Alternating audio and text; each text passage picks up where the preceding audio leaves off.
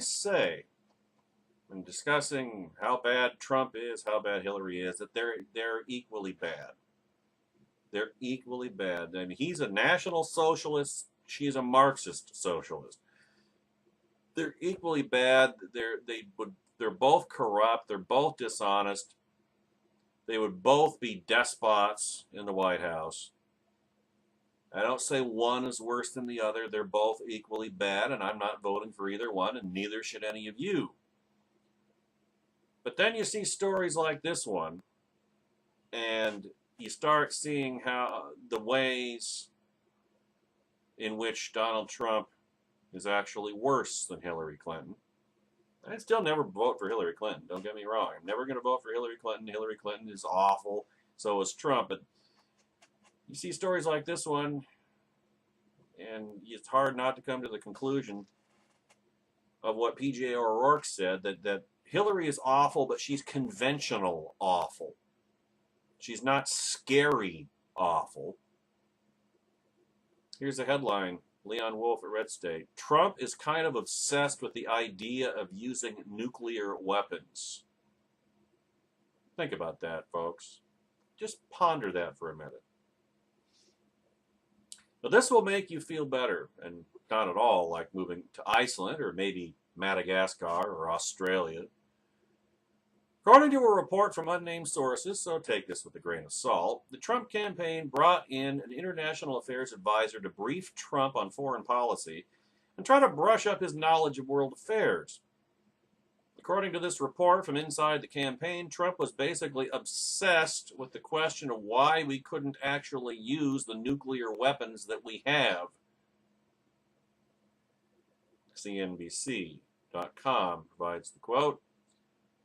Donald Trump asked a foreign policy expert advising him why the United States can't use nuclear weapons. MSNBC's Joe Scarborough said on the air Wednesday, citing an unnamed source who claimed he had spoken with the GOP presidential nominee. Several months ago, a foreign policy expert on the international level went to advise Donald Trump. And 3 times Trump asked about the use of nuclear weapons. 3 times he asked at one point, if we had them, why can't we use them? Scarborough said on his Morning Joe program. Close quote.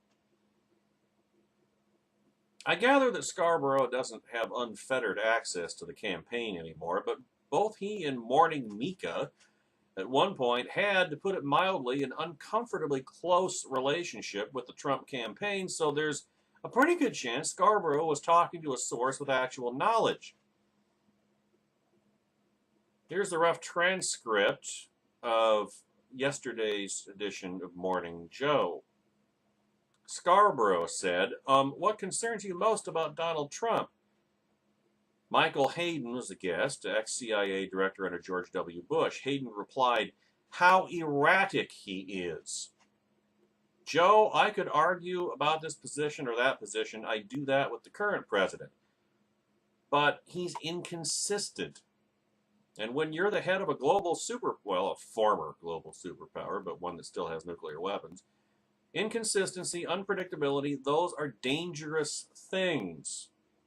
They frighten your friends and they tempt your enemies. And so I would be very, very concerned. Another guest, Harold Ford, said, General Harold Ford, very, very quickly, who among your peers who you respect greatly, whether you think like you or not think like you, that you know who that's advising Trump?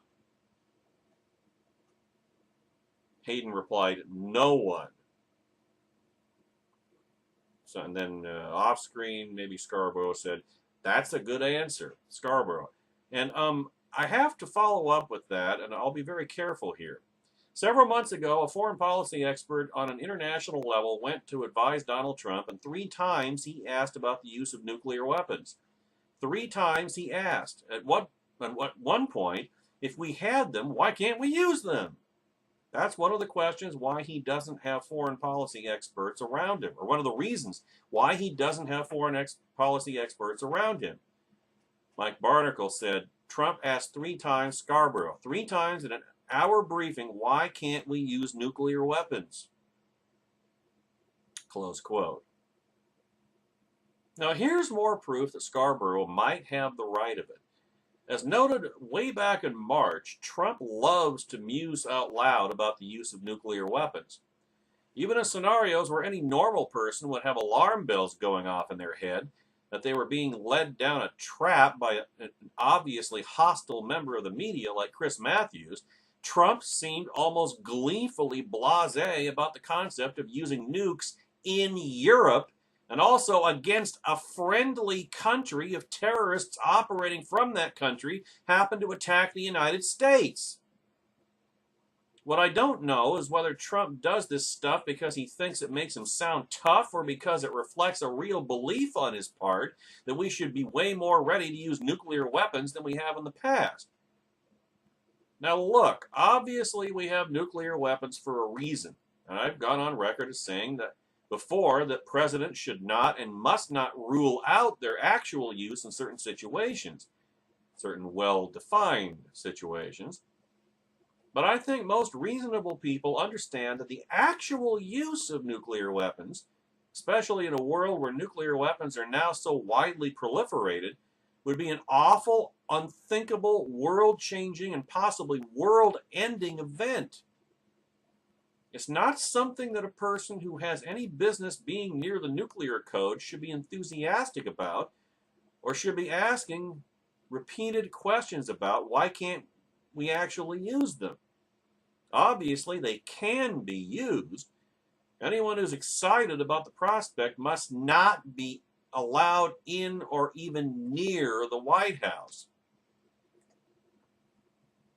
And I just want to follow up with that. And I think it's from this post at Red State. Let's see. A madman with his finger on the nuclear button.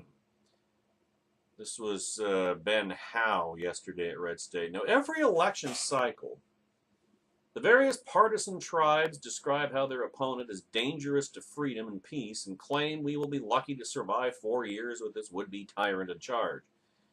This election cycle has made me realize how dangerous that type of vitriolic political environment is because, assuming it was hyperbole, what happens when an actual threat to the world runs for office?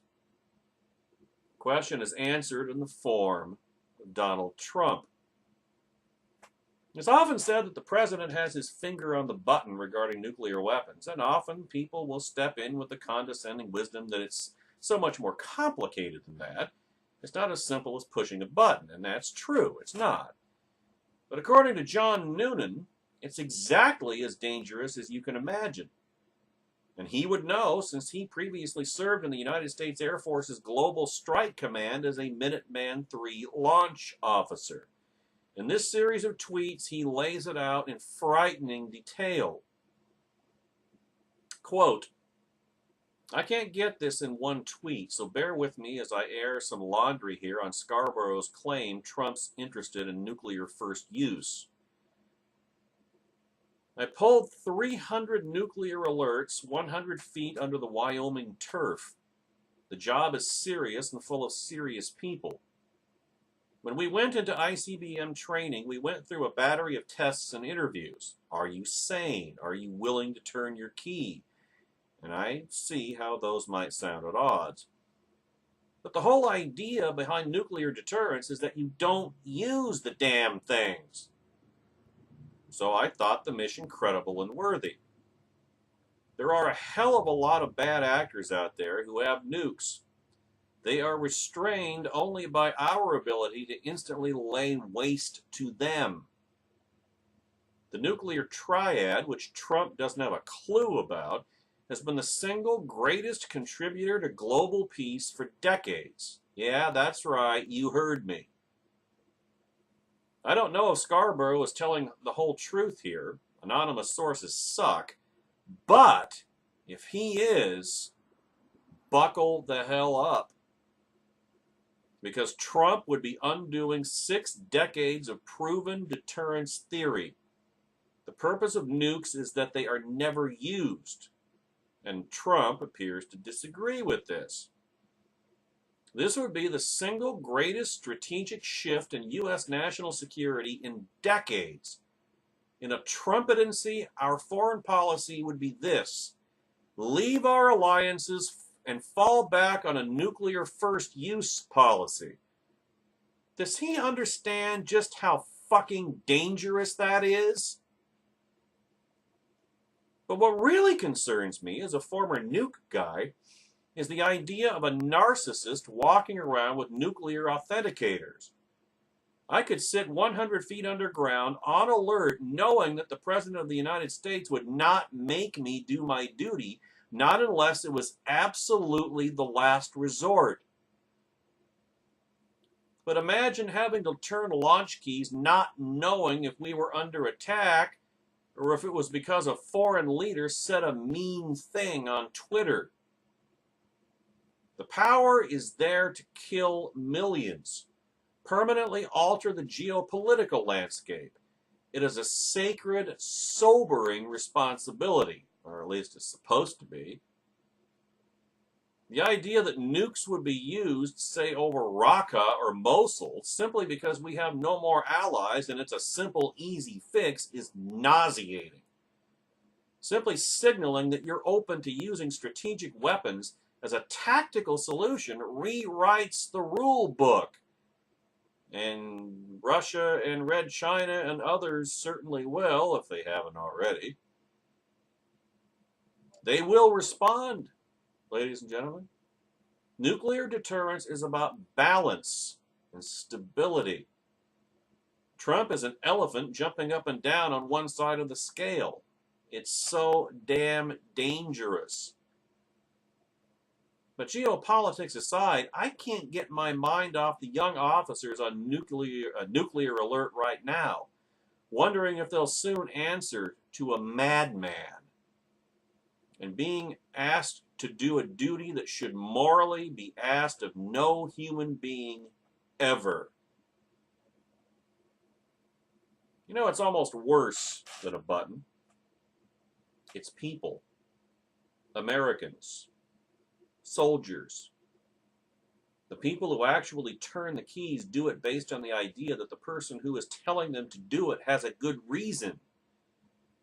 Whatever you think politically of Bush or Obama or Hillary or whomever, if it were you at this job, you would turn that key without hesitation because you'd have a belief that the president wouldn't be telling you to turn them unless it was really, really, really necessary. If Trump gets elected, which he won't, but if he did, doubt has to start creeping in, which could create its own set of problems. Mutiny, for example. The kinds of problems that start wars and end lives. Remember in a previous video when I said that politics, governance, statesmanship is a serious business, not a reality TV show, not an episode of American Idol or Survivor? This is what we're talking about. The President of the United States has the world in his hands. And it's not to be turned over to unserious, unstable people. The idea that the Republican Party, much less conservative ideas, would survive Trump is the definition of cognitive dissonance. But perhaps the death of such things would be small potatoes compared to the terrifying reality of a sociopath with his finger on the button.